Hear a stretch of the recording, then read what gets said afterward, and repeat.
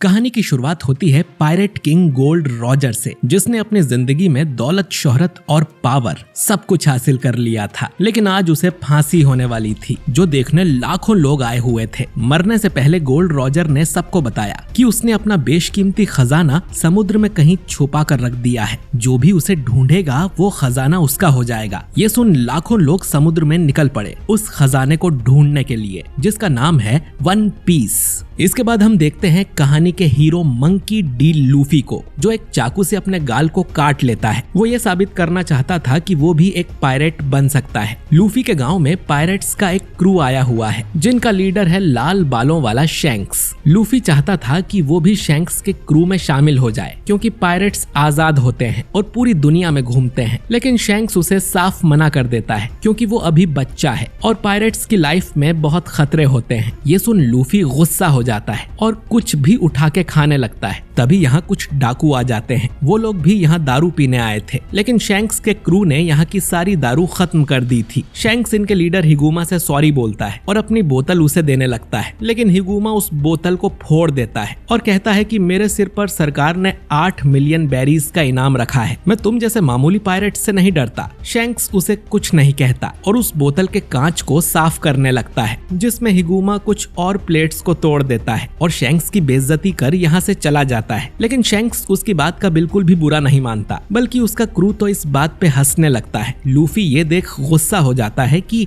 Shanks ने उस डाकू को कुछ कहा क्यों नहीं। लूफी यहाँ से जाने लगता है। शैंक्स उसका हाथ पकड़कर उसे रोकने की कोशिश करता है, लेकिन सब लोग ये देख हैरान हो जाते हैं कि लूफी का हाथ तो रबर की तरह खिंच गया था। असल में लूफी ने एक डेविल फ्रूट खा लिया था, जो ये लोग लूट कर लाए थे। इस दुनिया में अलग अलग तरह के डेविल फ्रूट्स होते हैं, जिन्हें खाने से इंसान को पावर मिलती है। जैसे लूफी ने गम फ्रूट खाया तो उसका शरीर रबर जैसा हो गया है। पर डेविल फ्रूट खाने का एक नुकसान भी होता है कि फिर वो इंसान जिंदगी में कभी तैर नहीं सकता और वन पीस की पूरी दुनिया समुद्र से घिरी है। खैर, कुछ दिनों बाद जब शैंक्स गांव में नहीं था, तब वो डाकू फिर से बार में आते हैं। लूफी उन्हें गालियां देने लगता है तो वो लोग उसकी पिटाई लगा देते हैं। गांव का मेयर डाकुओं से भीख मांगता है कि वो लूफी को छोड़ दे, लेकिन हिगुमा कहता है कि वो लूफी को मार देगा। पर तभी शैंक्स यहाँ आ जाता है। एक डाकू शैंक्स पर गन पॉइंट करता है तो एक पायरेट उस डाकू को ही गोली से उड़ा देता है। शैंक्स कहता है कि वो खुद की बेइज्जती सहन कर सकता है, लेकिन अगर कोई उसके दोस्तों को चोट पहुंचाएगा तो शैंक्स उसे कभी माफ नहीं करेगा। फिर बेन नाम का एक पायरेट अकेले ही सभी डाकुओं को हरा देता है, लेकिन हिगुमा एक स्मोक बॉम्ब डालकर लूफी को लेकर यहाँ से भाग जाता है। वो लूफी को मारने के लिए उसे समुद्र में फेंक देता है, पर तभी समुद्र से एक मॉन्स्टर निकलता है जो हिगुमा को खा जाता है। ये मॉन्स्टर फिर लूफी को भी खाने वाला था, पर तभी शैंक्स यहाँ आके उसे बचा लेता है। शैंक्स फिर उस मॉन्स्टर की तरफ बस देखता है, जिससे कुछ तो होता है कि वो मॉन्स्टर डर के यहाँ से भाग जाता है। शैंक्स ने लूफी को तो बचा लिया था, लेकिन इसमें उसका एक हाथ कट गया था, जिसके लिए लूफी को बहुत बुरा लगता है। शैंक्स का क्रू फिर हमेशा के लिए गांव से जाने वाला था। लूफी अब उनसे कहता है कि वो भी बड़ा होकर शैंक्स की तरह एक पायरेट बनेगा, बल्कि वो वन पीस को ढूंढकर पायरेट्स का राजा बन के दिखाएगा। ये सुन शैंक्स अपनी हैट लूफी को दे देता है और कहता है कि इसे तब लौटा देना जब तुम मुझसे भी अच्छे पायरेट बन जाओ। इसके बाद शैंक्स का क्रू हमेशा के लिए यहाँ से चला जाता है। इसके ठीक 10 साल बाद लूफी भी पायरेट बनने के लिए समुद्र में निकल पड़ता है। उस पे वही मॉन्स्टर वापस हमला करता है, लेकिन लूफी इस बार एक मुक्का मार के ही उसे हरा देता है। इस अटैक को उसने नाम दिया था गम पिस्टल। खैर,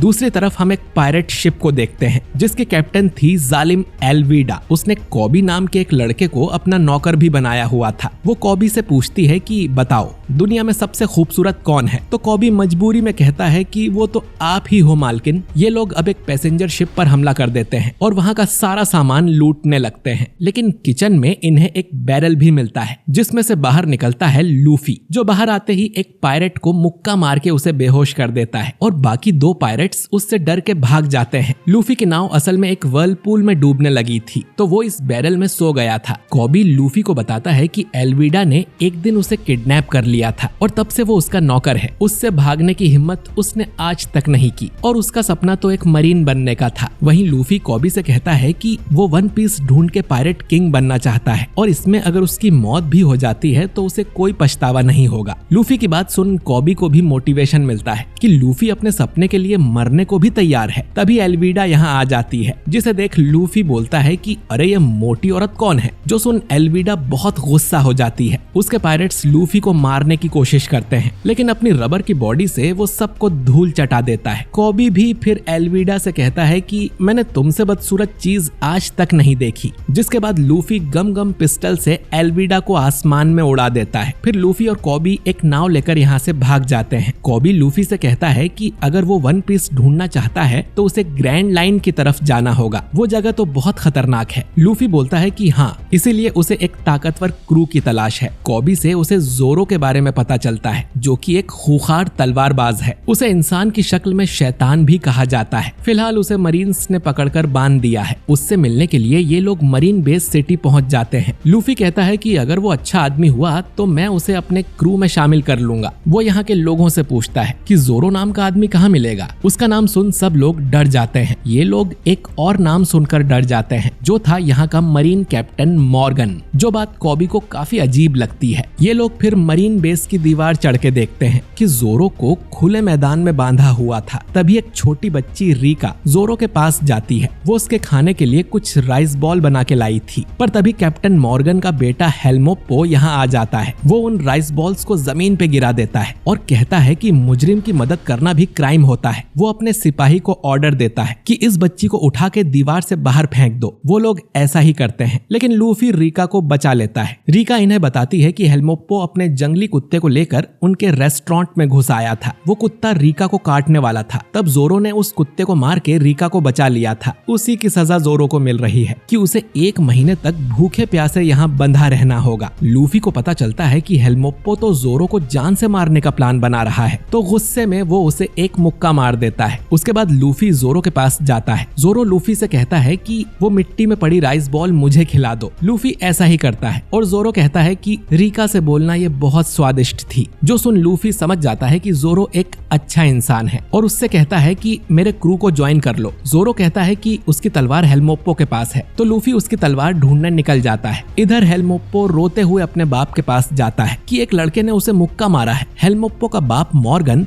असल में एक तानाशाह है, जिससे ना सिर्फ यहाँ के लोग बल्कि उसके सिपाही भी परेशान हैं। वो हेल्मोप्पो से कहता है कि जो छोटी बच्ची जोरो के पास आई थी तुमने उसे मरवा क्यों नहीं दिया। जिसमें हेल्मोप्पो कहता है कि वो तो बस एक छोटी बच्ची है, मैं उसे मरवाऊंगा क्यों। मॉर्गन बेस की छत पे अपनी एक बड़ी सी मूर्ति लगवा रहा था, जिसको उठाने में सबकी हालत खराब हो रही थी। एक सिपाही से उसमें थोड़ी खरोच लग जाती है, तो मॉर्गन उसे जान से मारने लगता है। पर तभी लूफी उछलते हुए यहाँ आता है और उस मूर्ति पे लैंड करता है, जिससे उस मूर्ति के 2 टुकड़े हो जाते हैं। हेल्मोप्पो चिल्लाता है कि पापा इसी लड़के ने मुझे मारा था। लूफी बोलता है कि अरे मैं तुम्हें ही तो ढूंढ रहा था, चलो बताओ जोरो की तलवार कहाँ है। और लूफी हेल्मोप्पो को उठा के यहाँ से भाग जाता है। जोरो की तलवार हेल्मोप्पो के कमरे में थी, पर लूफी देखता है कि यहाँ 1 नहीं 2 नहीं बल्कि 3 तलवारें रखी थी। इधर कॉबी जोरो की रस्सियां खोलने लगता है। वो सोचता था कि सारे पायरेट्स बुरे होते हैं और सारे मरीन्स अच्छे होते हैं, लेकिन आज उसे पता चला कि ये सच नहीं है। तभी मॉर्गन अपने सिपाही को लेकर यहाँ आ जाता है। हमें जोरो की बैक स्टोरी पता चलती है। जोरो की क्लास में क्वीना नाम की एक लड़की थी, जिसने जोरो को 2000 बार हराया था। जोरो 2 तलवारें इस्तेमाल करके भी क्वीना से नहीं जीत पाता था। एक रात वो क्वीना को असली तलवारों से लड़ने का चैलेंज करता है, लेकिन क्वीना फिर से उसे हरा देती है।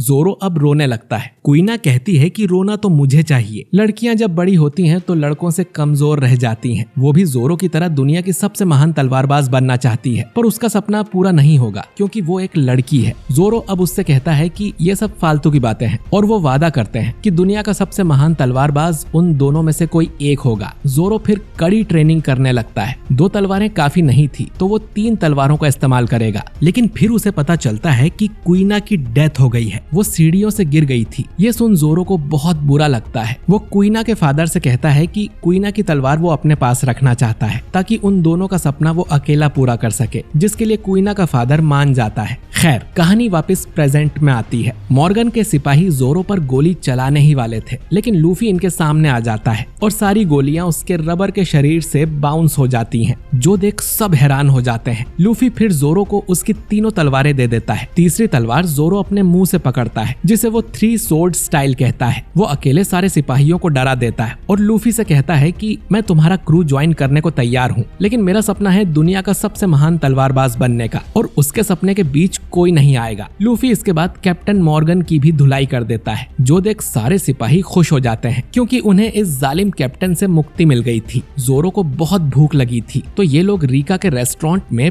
पेट पूजा करने जाते हैं। लूफी कहता है कि अब वो सीधा ग्रैंड लाइन की तरफ निकलेंगे। दोस्तों, वन पीस की दुनिया में जमीन की एक सीधी लाइन है जिसे रेड लाइन कहते हैं, और इसके बीच से एक समुद्र की लाइन निकल के जाती है जिसे ग्रैंड लाइन कहते हैं। कहा जाता है कि गोल्ड रॉजर ने अपना खजाना ग्रैंड लाइन में ही छुपाया था, पर यह जगह इतनी खतरनाक है कि जो भी पायरेट्स इसमें जाते हैं वो जिंदा वापस नहीं आते। लूफी को ये सब सुन कोई फर्क नहीं पड़ता। तभी मरीन्स इनके पास आते हैं और कहते हैं, आपने इस टाउन को मॉर्गन से आजाद कराया है, उसके लिए शुक्रिया, लेकिन क्योंकि आप लोग पायरेट्स हो तो आपको तुरंत इस टाउन से जाना होगा। लूफी और जोरो यहाँ से जाने लगते हैं और कॉबी अपना सपना पूरा करने के लिए यहीं रुक जाता है, जो था एक मरीन बनना। लूफी और जोरो निकल पड़ते हैं ग्रैंड लाइन की तरफ, और यहीं पे वन पीस का पहला आर्क रोमांस डॉन आर्क खत्म हो जाता है। तो दोस्तों, आपको ये आर्क कैसा लगा कमेंट करके जरूर बताइए, और अगर आप चाहते हैं कि मैं वन पीस के अगले आर्क को भी एक्सप्लेन करूं तो कमेंट में यस जरूर लिखें। और अगर आप हमारे चैनल वाइपर एनीमे एक्सप्लेन्ड पर नए हैं तो हमारे चैनल को सब्सक्राइब करके बेल आइकन जरूर दबाइए। मैं मिलता हूं आपसे बहुत जल्द अगले वीडियो के साथ। शुक्रिया।